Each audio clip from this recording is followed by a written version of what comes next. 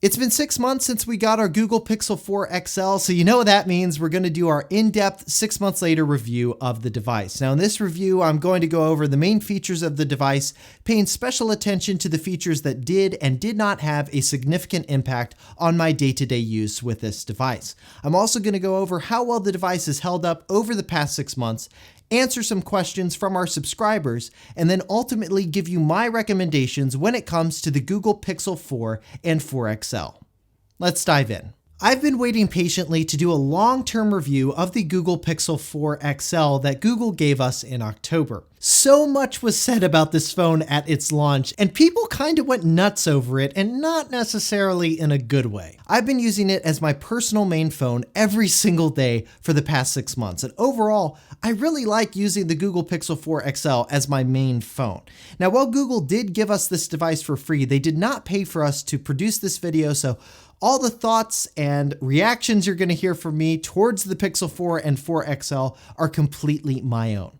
All right, with that disclaimer out of the way, let's go ahead and dive into the main features that had a significant impact on my day-to-day use with this device. When you first pick up the phone and use it, there are two features that immediately stand out as an improvement over the previous Pixel devices that I've used. One is the 90 Hz display, which makes everything feel silky smooth on this phone, like gestures and navigating the UI. The second thing that immediately stands out as an improvement is Face Unlock. It's blazing fast, and for me, much more convenient than unlocking my phone with a fingerprint sensor in almost every scenario. It even works when you're wearing glasses and sunglasses, which, is pretty cool. Now, the only scenario where this feature doesn't work that well for me is when I'm laying in bed at night and I have my face stuffed into a pillow.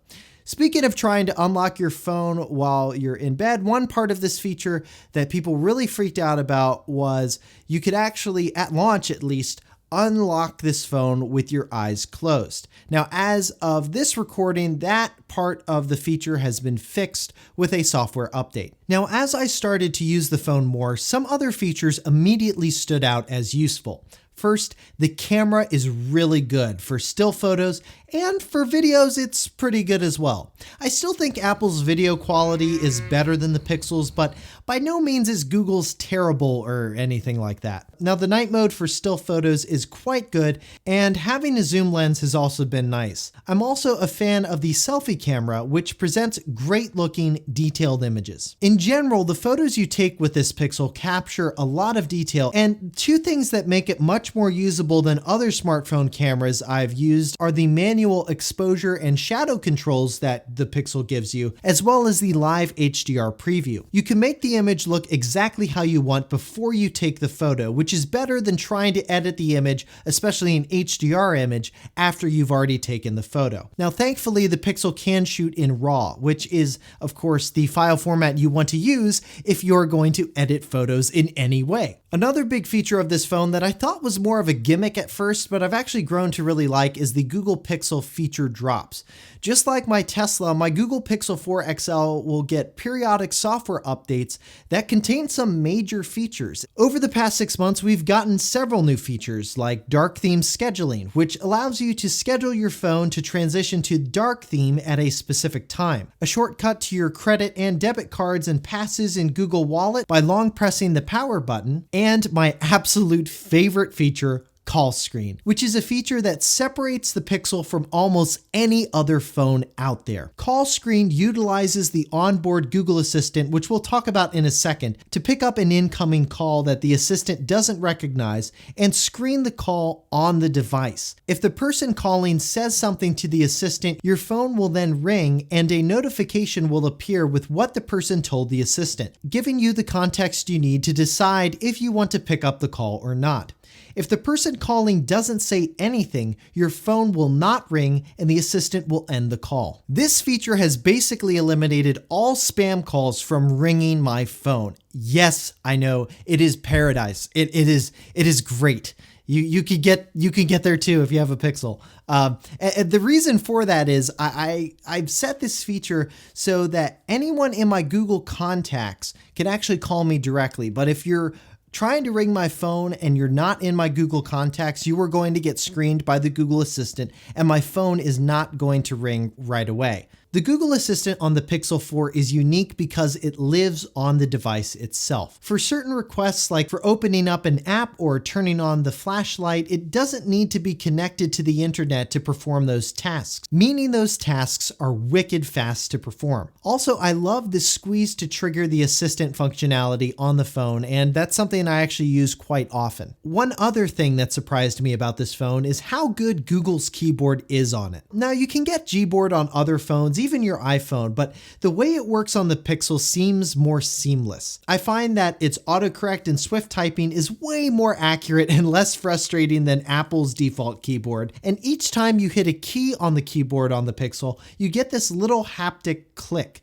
which I absolutely love. I also love that you can search for specific emojis or GIF images right from within the keyboard, and overall, it's just a simple design, and it's why I prefer using Google's keyboard on the Pixel versus any other keyboard I've used on any other phone. Moving on, screen attention is another feature that I've found so useful these past 6 months. Now, I read a lot of news articles, and one thing that has always frustrated me with previous phones is that I would have to keep tapping on the screen to make sure that the screen wouldn't turn off while I was still reading an article. Screen attention allows the phone's camera to look and see if you're still looking at the screen, and if you are, it won't turn off the screen.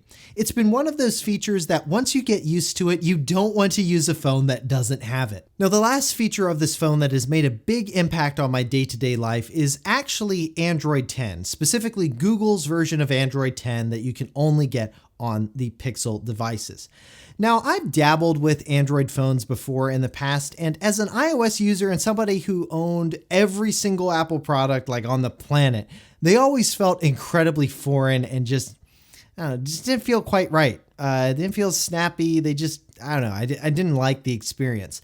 This version of Android, however, feels very close to the current version of iOS, and it gets so many little details right. I actually found that I prefer it over the current version of iOS. Now, of course, there are some things I still miss about my iPhone, like AirDrop.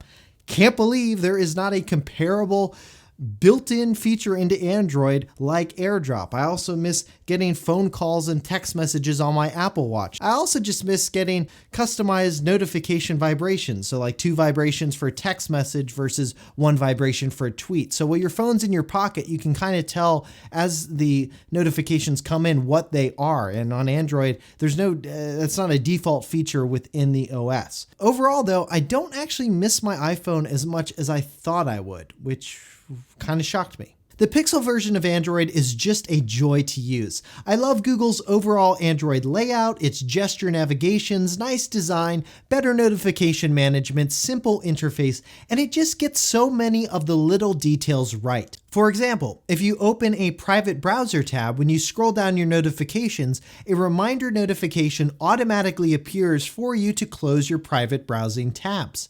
Or swipe down on a notification to view more information about it. Or the favorite apps drawer, which uses machine learning to guess which app you want to open at a particular time. Or Smart Lock, which keeps your phone unlocked when it's connected to certain Bluetooth devices like your car or your headphones, or if your phone is in a specific location like at your house. All right, well that's what I've liked about the phone, and in the 6 months I've had it, I'm happy to report that I haven't noticed any slowdowns in this phone's performance. In fact, thanks to those feature drops, all I can say is that the experience has actually gotten better over time, not worse. All right, now let's dive into some of the downsides. First, battery life.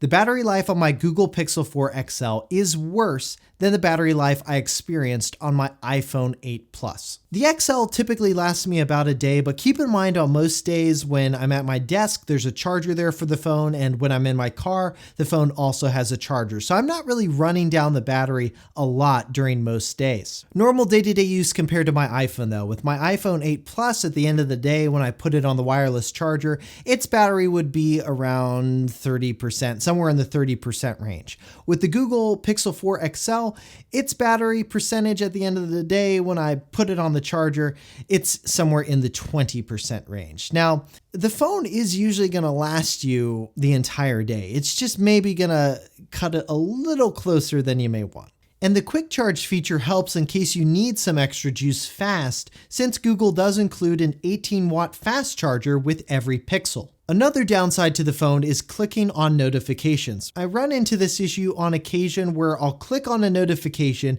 and it'll either never actually bring me into the app that sent the notification, or it'll just take a long time to actually load the app, which has been kind of frustrating. Another frustration we've had with this phone has been trying to find a solution to wirelessly get files off of the phone to my Mac. Now, there are some apps out there that can do this, but they're much more clunky than the AirDrop functionality I'm used to coming over from iOS. Another slight disappointment with this phone has been with the video recording capability. You can't do 4K at 60 frames per second. I've also found that the colors don't look quite as good as what I'm used to with Apple's 4K video recording capabilities. However, the stabilization for the video though is quite good. All right, so those were some of the things that I don't like about the phone. Now let's move into some of the things that I think were really overblown with this phone when it first came out. And first, let's talk about build quality. The build quality is fine for a phone of this price, and in my opinion, most people are going to look at the build quality right when they open the phone, and then after a couple of minutes, they're going to put a case on it anyways. Another part of the build quality people overreacted to is the top chin. It's fine, and you're not going to notice it any more than you notice an ugly notch protruding in on your screen space. As you can tell, I dislike notches. Now, there's a reason for the chin. It's there to house the face unlock sensors as well as the Soli radar chip, which assists in the sheer speed of Google's face unlock. Now, the last overreaction that will lead into some of my recommendations about this device has to do with pricing. People freaked out over the pricing of this phone, especially when they were doing spec by spec comparisons between the Pixel and other flagship phones out there. And I think it's important to remember not all Android phones and not all flagships are created equal. The experience of the Pixel is heavily reliant on software, and that just isn't reflected in the spec sheet comparison between flagships. So you have to take that into consideration when you compare the Pixel 4 with its competition. However, in a world where Google's successful Pixel 3a phone and upcoming Pixel 4a tells people that they don't need to spend $1,000 on a phone and can get a $400 phone that meets most of their needs, it does beg the question, why have a Pixel flagship at all? That's a valid argument. However, I'd argue that, well, yes, the magic of the Pixel is with its software.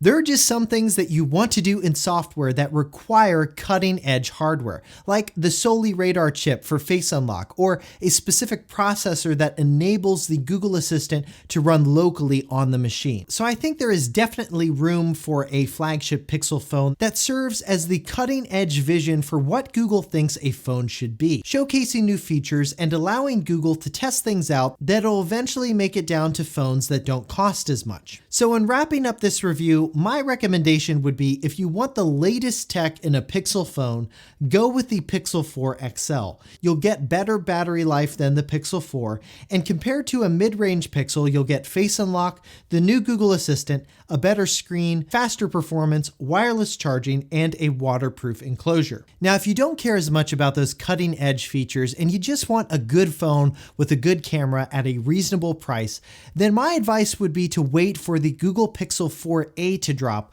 which should have a similar camera setup to the Pixel 4. All right, well, that will do it for our 6 months later review of the Google Pixel 4 and 4 XL. If you like this video, make sure to hit that thumbs up button below and subscribe to the channel to see more Google and product review videos like this one. For 6 months later, I'm Josh Tedder. Thanks for watching.